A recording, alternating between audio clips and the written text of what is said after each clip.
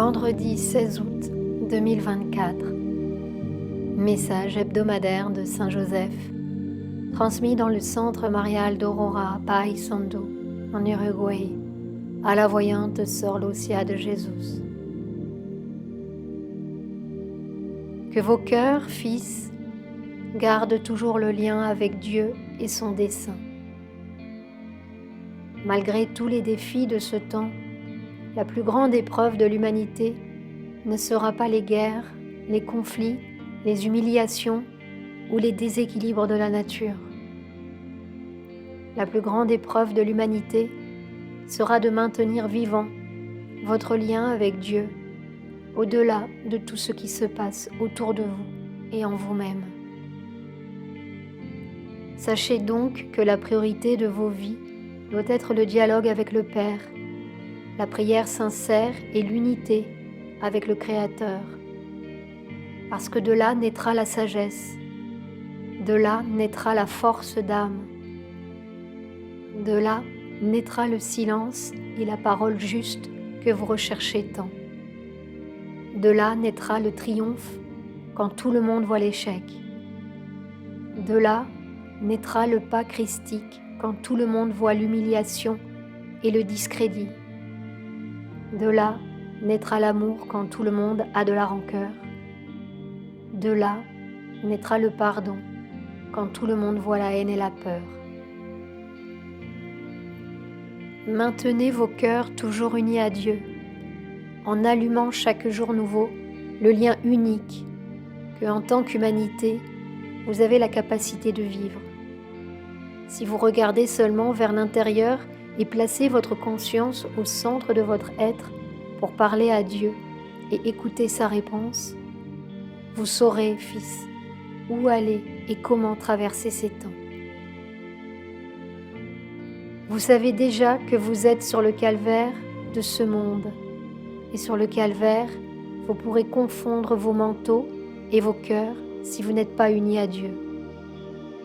Sur le calvaire, vous pouvez voir seulement la souffrance, les désaccords et les humiliations, les blessures et les sacrifices, où vous pouvez regarder et vivre chaque situation à partir du centre de votre propre être, afin que de là, en union avec Dieu, vous puissiez percevoir l'opportunité de renouvellement, de déconstruction, de guérison, de pardon et de rédemption, là où beaucoup ne peuvent voir.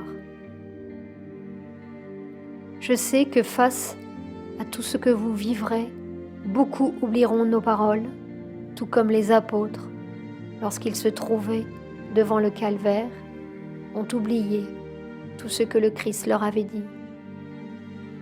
Mais à ceux qui peuvent se souvenir et vivre les impulsions que nous leur avons données, je vous demande de prendre soin les uns des autres, de vous rappeler comment se déroule la fin de la fin des temps, et de vous souvenir que là où il y a un déséquilibre, vous l'équilibrerez par l'amour et l'abandon de vos vies. On vous a tout dit et tout donné, mais nous ne pouvons pas vivre cette épreuve à votre place. Il appartiendra à chacun d'entre vous de rédimer et de transformer la condition humaine en vous-même, de faire le pas vers la porte étroite et d'entrer dans l'école que le Créateur vous offre. Mais vous avez et aurez toujours ma bénédiction pour cela. Votre Père et ami, Saint Joseph le Très Chaste. Après avoir transmis le message hebdomadaire, Saint Joseph a célébré le sacrement de l'Eucharistie. Quand vint le moment pour le Seigneur de faire son offrande, son cœur n'était pas plein de joie, sa conscience humaine était angoissée, mais son esprit trouvait mystérieusement la joie, l'accomplissement et l'amour.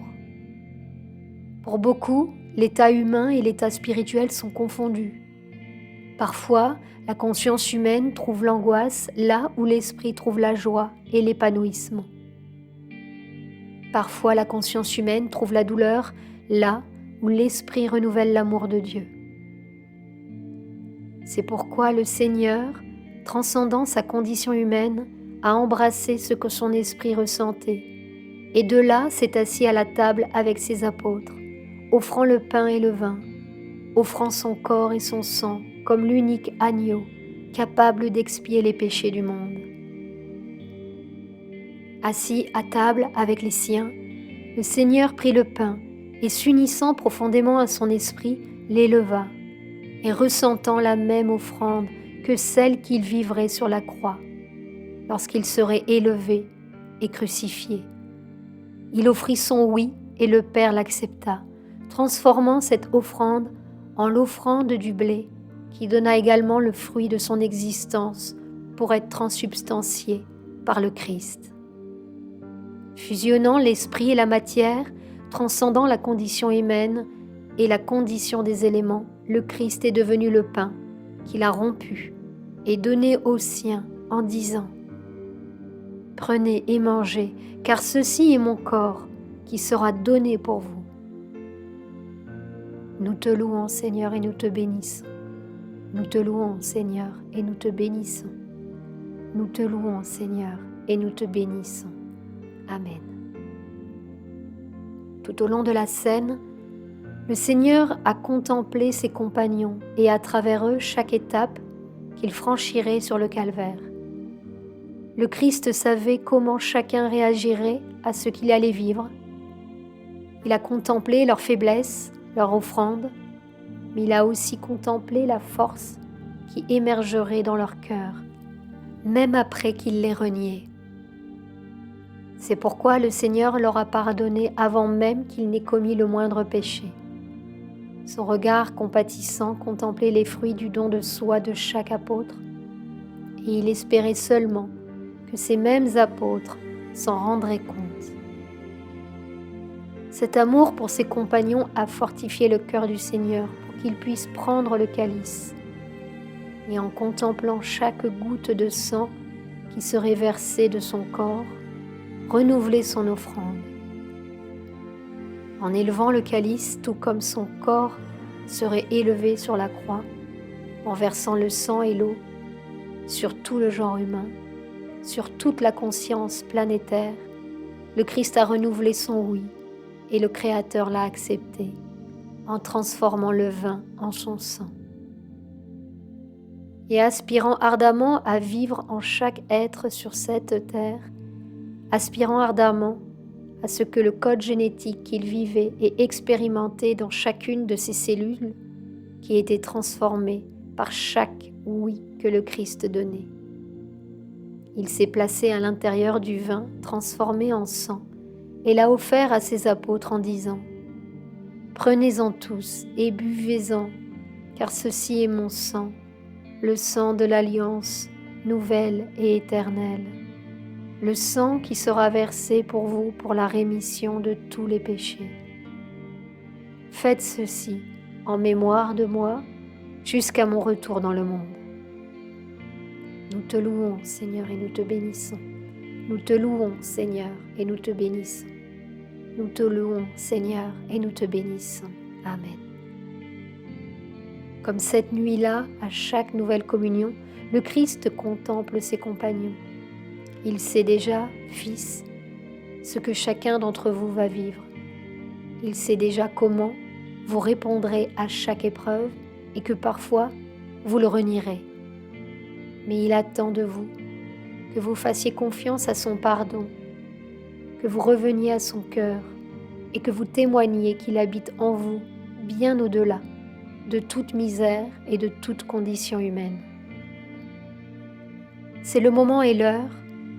C'est le nouveau temps des nouveaux Christ.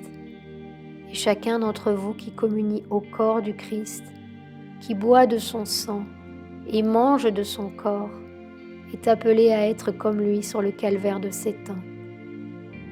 Vous avez ma bénédiction pour cela.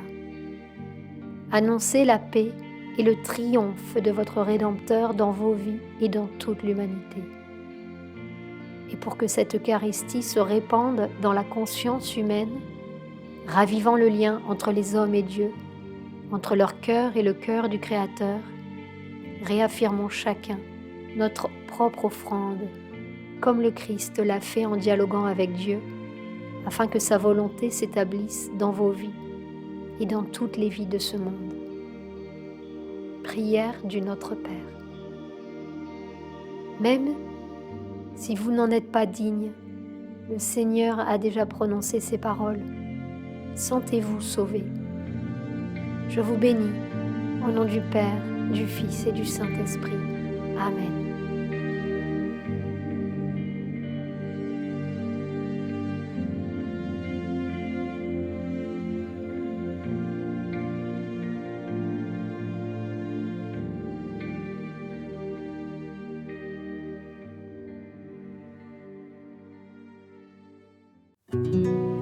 Sur la chaîne Telegram, suivons les messagers divins. Accédez à d'autres messages du Christ, de la Vierge Marie et de Saint Joseph, tous publiés sur le site www.mensajerosdivinos.org/fr.